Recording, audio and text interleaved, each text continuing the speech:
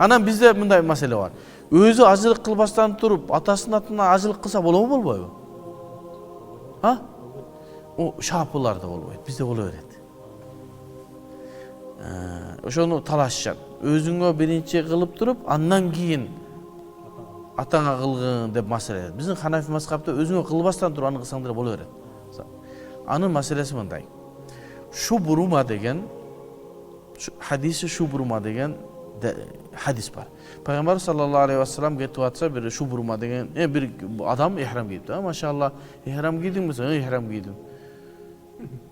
Şubrumanın atından ihram giydim. Şubruma kim? Dese benim bir jakın dostum ağam deydi.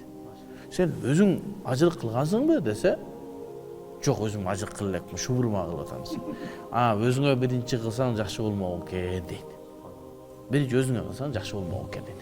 Hem uşul hadisти alattағы başka mazhabtagılar jana mazhab karmagandar ne deydi?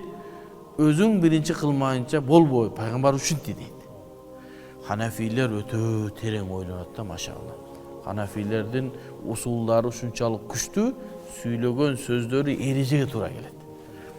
Ayda тура дейт. Mustahab жакшы өзүңө кылганың себеби өзүң биринчи ушакка Кудай насип этип бардың, өзүң кылбасаң жакшы, өлүп калсаң калып кетет сага. Карыз бойдон калып кетесиң.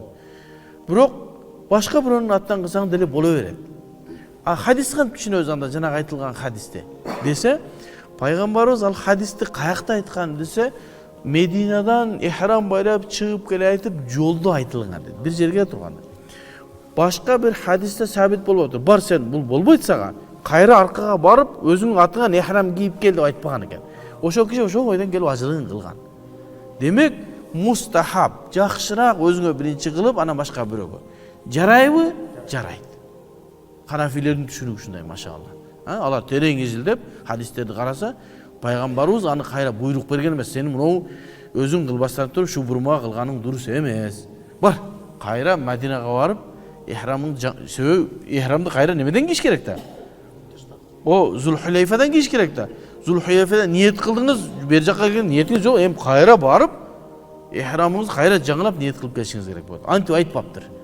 Ошого анан алымдар ооба өзүңө кылганың мустахаб, жакшы, себеби Кудай билет жашайсың, жашабайсың. Биринчи өзүңөн бүтүр, андан башка. Кылып алдыңбы, эми таваккал ала Аллах.